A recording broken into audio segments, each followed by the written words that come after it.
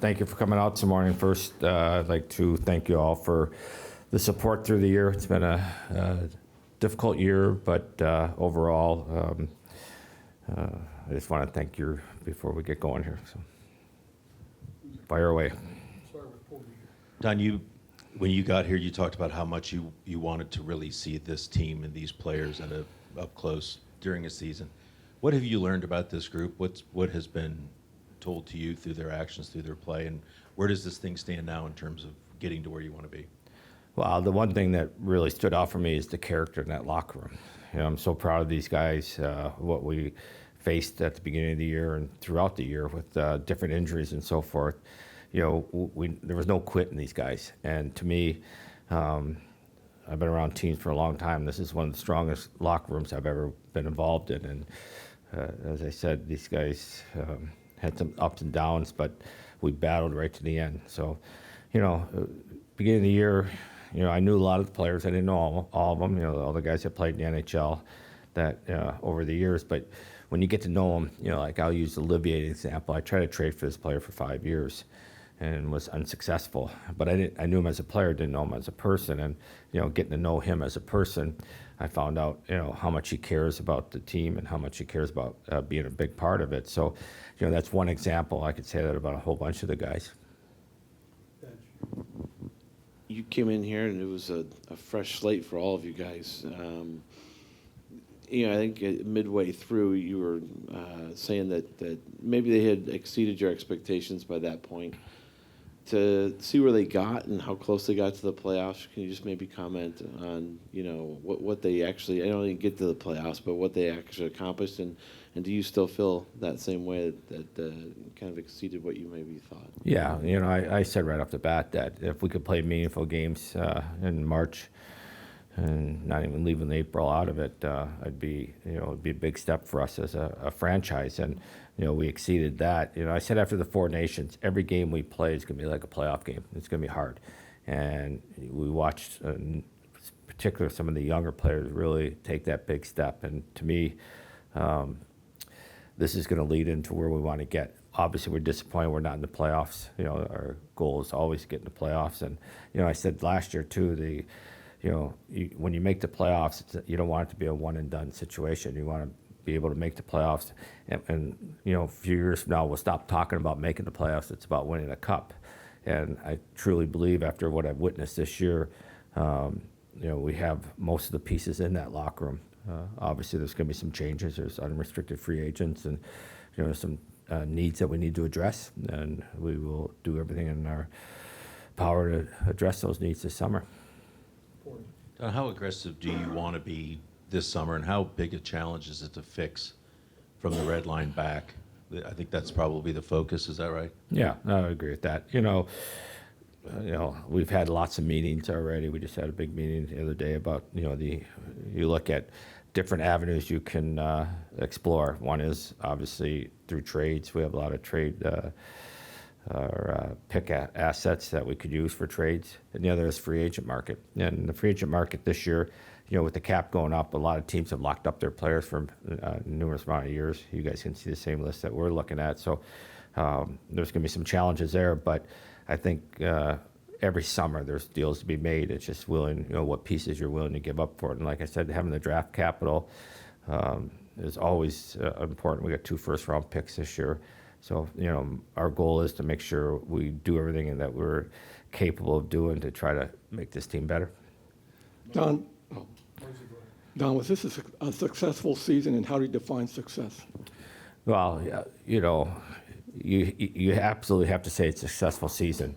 Now, saying that, you're never happy when you're not in the playoffs. But we back up to, like I said, when we started this, to think we'd be on April 16th, we were still alive in the playoffs with the season ending on the 17th is pretty remarkable for these guys. And, the coaches are included. And when I say guys, coaches did a great job. Dean obviously led the coaches. And, you always go back. Last night I'm just thinking of all the games that we could have won, should have won. But then I think about this few that we probably shouldn't have won. So probably crosses off. But, it's also a learning experience. We went through a tough period here in March where we were struggling to score goals. And I think we ended up breaking records for the most goals we've ever scored at home this year. So, you look back and say, what happened there? I know after a couple games we got shut out there. All of a sudden we were looking to make the best play, not the right play. We were passing up shots to try to make,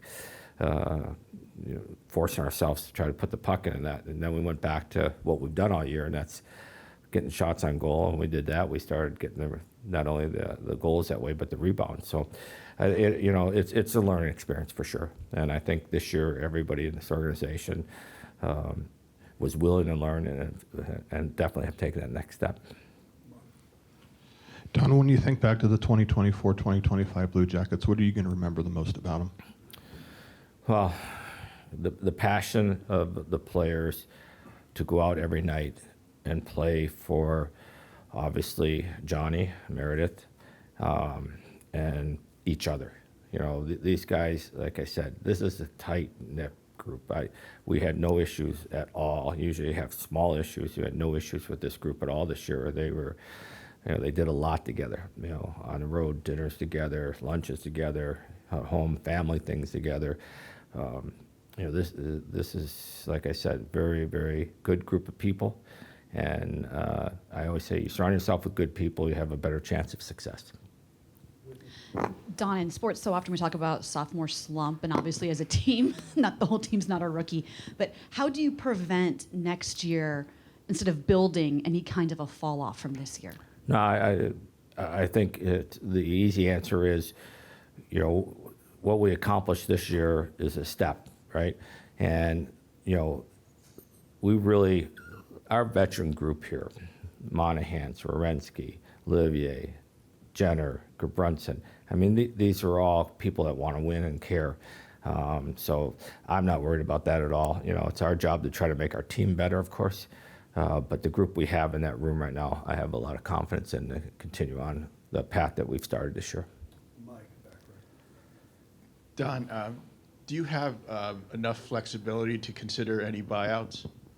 No, not at this point. That's not something that we're looking at. I can't say how the summer is going to play out, but as of now, we haven't even talked about it. Sample size was pretty small until the last week or so, but with what you saw out of Jet Greaves this season, what do you think his future may be, and can you just speak to what he meant down the stretch for this team? Yeah, we watched Jet a lot this year in Cleveland. Obviously, he was the starter there, got to play a lot of games, which is important for a young goalie.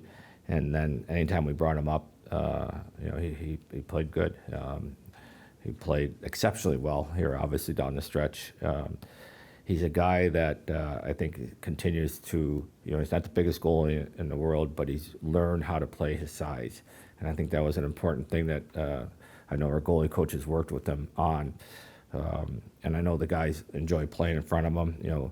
He's a very cool, calm goalie. You see him in there, like, very rare is there a rebound. He's probably got the best catching glove I've ever seen a goalie have, because he snags everything, and very rare is there a rebound from that. So, his future's bright, obviously. We sent him back to Cleveland. They're in a playoff hunt there, and I think any experience he gets in the playoffs is only going to add to his resume and help him move forward. As an opposing GM, you got to see all of Zach Werenski's career from the other side of it. What can you say about him after being, his GM for a year and getting to see it from this side of it?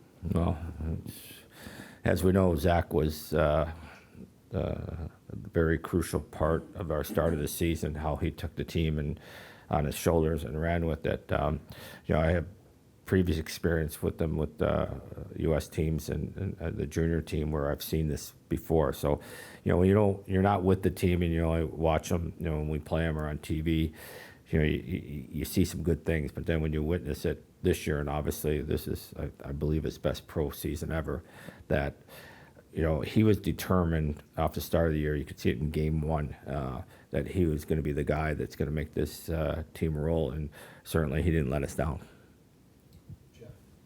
You mentioned how coming into the season, how important it was going to be playing meaningful games at the end of the season. And it's kind of a intensity and experience that you can't fake it. What have you seen maybe in the past, and how much do you think that experience of going through this end of season is going to be able to help going forward to keep building this team? I think it's big for a couple of reasons. One is we went through a tough stretch in March, and I always say March and April are the harder. For some reason, they're harder to win in October and November, and it doesn't make any sense. But that's what we always talk about. And we went through a dip in March, and be honest, I was wondering if we were going to get out of it because it was getting tougher. We were playing really good teams. Everybody was fighting for the playoffs there. But we did, and that's a strong sign of this locker room, these guys, how much they care for each other, how much they care for winning hockey games and getting to that postseason. And the other thing I should mention that our home ice record was pretty good this year, and not that the guys always just enjoy playing at home versus because they love playing hockey, but the fans at Nationwide, I experienced it last year. I talked about it when I got here, the last game of the last season when my team was in here. What I witnessed this season is remarkable. The support that we got, not just from our fans at the building, but in this whole entire community, and I can't thank them enough. The World Championships, I just wonder, what is your take on them, and are there going to be players that you know of that are going to go? We've actually had this conversation this morning with a couple of the GMs from the U.S. and Canada. So it's all in a dialogue right now. I think in the next probably 24 to 48 hours, I got to talk to players today. And, I think some players will be excited. Some players could have some nagging injuries that may need to slow down. Some have played too much hockey this year, maybe. So not to name a name. But so, this is a player's choice. I'm a supporter of the World Championships. I think it's great hockey. It's a great environment. And anytime you can put your country's crest on the front, I think you should do it if you can. And so we'll see you in the next little bit. Don, what are your views on offer sheets? What side do I want to be on them? I've been on both sides. It's a tool in the toolbox. It's the CBA allows it. We've seen it more recently. We went pretty dry for, I think it was 12 years until I received one in Carolina. And then I think that started, and we gave one back. And then last summer we saw Montreal's on my name, St. Louis with the offer sheets in Edmonton. So, and it's worked out pretty well for them. So it's a tool in the toolbox. It's like everything else you have. If we don't use all the tools that are in our toolbox, we're not doing our job thoroughly. Does that mean we're going to have an offer sheet? It's hard to say. You don't know, again, who's the player, what's the value of the player, do you have the picks necessary to make an offer sheet? Now you've got, I believe, 9 UFAs, 6 of them played significant roles here. Have you, what should we expect there? Are you still pursuing contract extensions with some of them? Right now, we'd put everything on hold probably a month ago. And, I'll sit with the coaches here the next couple days. Obviously, there's a few obvious ones that we'd like to have back that we've talked about, Proby and Fabro. And there's some other guys we'd like to have back too. So, but we haven't made any of those determinations yet. We'll sit over, the good and bad, we're done in April 17th. We have time on our hands here where we can really look at it. And it also gives us the opportunity to study the market to say, okay, if we don't sign player X, can we replace him with player Z? So all that will happen over the next 4 to 6 weeks. Last one. When you look forward to the off season here, when goals go in, it's not just any one person's fault. We all realize that. But the goaltending numbers were a little down as far as the top 2 guys. What can we look forward to maybe in this offseason? Is that an area where you guys may look to, I don't know about make a change, but just address the situation? Yeah, it's like I said, if we don't examine every position and dissect everything that we've done this year, we're not doing our jobs. And certainly, as you said, the goaltender numbers are not as good as what we would hope they'd be. I said not that long ago that I thought Elvis won us a lot more games than he lost us. He had some nights, you remember the outdoor game and some other games where he just stood on his head. So we know there's a lot of talent, particularly there, that looking more for the consistency factor. Tarasov had a great run last year. I went back and looked at all the stuff going into the season, and coaches and myself believed that, he was capable, and, he probably didn't play as much early on because Elvis was running pretty good. And when he had an opportunity to play, he played some good games, and the other ones not so good. So to say that we're just staying in status quo would be, maybe that's the way it ends up. But we got to examine this position, like all the positions, and make decisions. And again, our goal is, I don't want to be talking next year on the last day of the season. I want to be talking at the last game of the playoffs. So until we get to that point, we got to continue to look at everything. Dean, I remember talking to you when you got the job last year. You were familiar with some of the guys by reputation, but what have you learned about this group, and how much further along do you think maybe this team is than you could have imagined last summer when you signed your name on the contract? Well, we're not.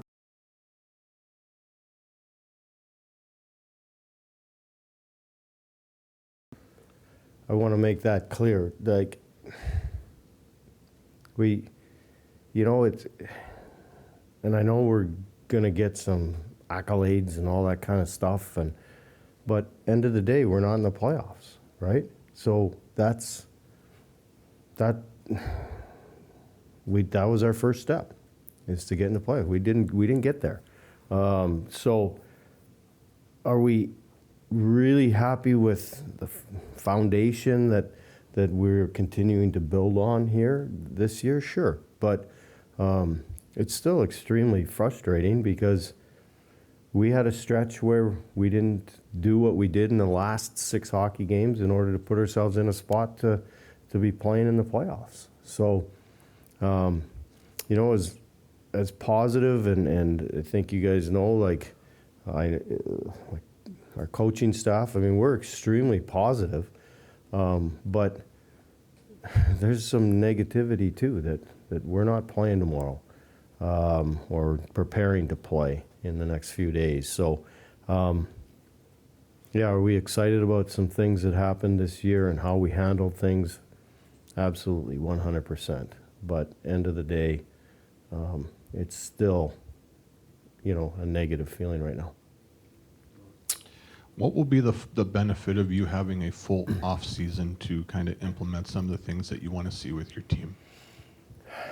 Yeah, it's a good question, because if you want to look as far as we talked about getting consistent in how we want to play, especially last night when our team could have said, let's just play hockey. Let's play some riverboat hockey or whatever the term is that you want to use. We didn't do that. We played how the Columbus Blue Jackets play. So are we going to have to revisit that at training camp and dial it back in? I'm sure we are. And I think I mentioned it last night post-game, is that we might use that game. And just say, if you can do that in a game that meant zero, then we can start that way. And we have to start that way because, great, we played really well at the end. Well, there's stretches we did not play well that didn't allow us to have enough points to play in the playoffs. So it has to be even more consistent than it was this year. Kind of building off that, you guys' home record is among the best in the entire league, and the road record is among the worst in the entire league. Yeah. Were there any things that you noticed on the road that were any different? What can you guys do next year to get better in that area? Because I think you could really make some ground there. Yeah, well, first off, the road record sucked. Our special teams sucked. 2 areas or 3 areas, I guess. Power play, penalty kill, and playing on the road. Have to get better for us to get more points.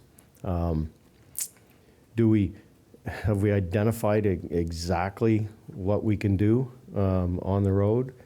No. Do we have some thoughts? Yes. Will we sit down as a staff and go over it here? Because it's fresh, which we will, and try to figure that out. Not try. We will figure it out. We have to figure it out. But yeah, we have to get better in that area, those 3 areas, clearly. You know, we got to keep the puck out of the net more, right? Like we talked about, our scoring's was good this year. We've got to keep the puck out of our net, so our defensive game has to be better as well. Every coach does it differently. What are your exit interviews like? How intense are they? Do players leave here with a clear directive as to what you want the offseason to be, or what kind of shape are Yeah, they? once we finish with you, you guys, we're going to go in as a coaching staff and meet with the team as a whole. I'm not put the guys up on the board and meet every 5 minutes with guys. I don't think it's productive because you're saying kind of the same thing. So what I'm going to do, and Don's doing the same, I believe, is that I'm going to meet with some individuals that I've identified that we need to talk to about certain things, especially the guys that are going to be leaving right away. But same as we've done as a coaching staff and I've done as a head coach here and other places, is my door is open. They all have my number. And some guys are leaving that I'll talk to. Some guys are staying that come and talk to me, call me. We'll sit down. I'm here. So it'll be open. It's just, I don't, you get tired and you're meeting with 35 guys, right? And it's like, yeah, it's repetitive, and it's you don't get to really sit down. So would it be better if I sat down with Boone Jenner in 3 weeks and we went for lunch or something? Yeah, that's what I'd like to do, and talk to him about the team as opposed to 5 minutes today going, Boone, what'd you think? It's like everything's fresh, and like I said, some's negative, some's positive. Get some time to just chill, and like I said, guys that are leaving, we have to do it, but it doesn't mean we can't pick the phone up either and call. Some of these guys don't know how to make phone calls either, so I won't be texting or whatever, the FaceTime or whatever what do you, Zoom? Yeah. Mike in the back right. Dean, what were your thoughts as you were driving to the building today? Oh, that's a good question. First off, I walked. So, That's even better. yeah, it's, as I walked through the door, it sucked. I'll be honest with you. Yeah, I mean, we were here pretty early, and the guys are still, like, coaches still grinding in the gym, and but yeah, it sucks that I'm not wearing my tracksuit right now. Do you like the shorts? I asked Don the same question. You guys did make improvement. You said that. You're disappointed. You said that as well. How do you make sure going into next season it's on an upslope and there isn't like a slump or a slide? Well, first off, so we get to training camp this year, and we have to implement all our systems. The players have to get to know not only who I am, but the coaching staff, who we all. There's no gray area next year. We don't have. They know the accountability that we as an organization, as a staff, as Don's guys, and us as a coaching staff are holding the players accountable. More importantly, the players are holding themselves accountable. And that goes a hell of a lot further than, Don saying something or me saying something when your peers are doing that. So that end of it, we've really liked. So we don't have, we'll have to revisit some things systematically, whatever, and probably dial in some stuff, but they'll know what to expect from me. They'll know what to expect from us as a staff. Will we have new guys? Sure. Obviously, there's going to be some change, but the bulk and the majority of our team will be the guys that we ended with last night. So they'll know what to expect and how to play, and how to compete in order for us to win hockey games. When you look back at at the season from the Stadium Series on, when things kind of went on the downturn, do you feel like that there was some fatigue there with everything leading up to that, the play after that? Was that a factor in your mind? Sounds like an excuse. Yeah. No, I don't. Everybody's playing the same amount of games. Everybody's playing the same amount of road games and home games, and maybe we got some teams have a couple more back-to-backs or what have you. No, I think we have to get better in all areas. That's an area. Clearly, like you said, we'll sit down and talk about where those stretches were and maybe what we could do and not do as far as rest and workload and all of that. We'll dial in all of that, and maybe once we do that, we'll go, well, maybe we should have taken a few more days off, or maybe we should have been on the ice a little bit more if the fatigue was a factor we thought it was. But right now, no, we just didn't play well enough, in order to win hockey games and through that stretch. Just kind of going off what Mark asked, in addition to the physical fatigue, there's an emotional fatigue that comes with a season like this. I mean, there was extraordinary weight from the start, building up to, Zach going to the Four Nations, building up to the outdoor game. I mean, everything was tinged with this extreme level of emotion, high and low. How do you kind of address that moving forward and distill out the positive parts of that while maybe being able to, take the weight off? Yeah, I mean, there's things, every year is going to be different. And, we think that our team did a fantastic job of handling adversity. It's been talked about a lot, obviously, with everything from Johnny to, whatever. Yeah, sure. Was there some, emotion one way or another? Yeah, but it's our jobs to handle that, which we did. And next year there'll be stuff thrown at us again that, that we're going to have to handle in different situations. And, handle it the same way that we handled the extremely adverse situation.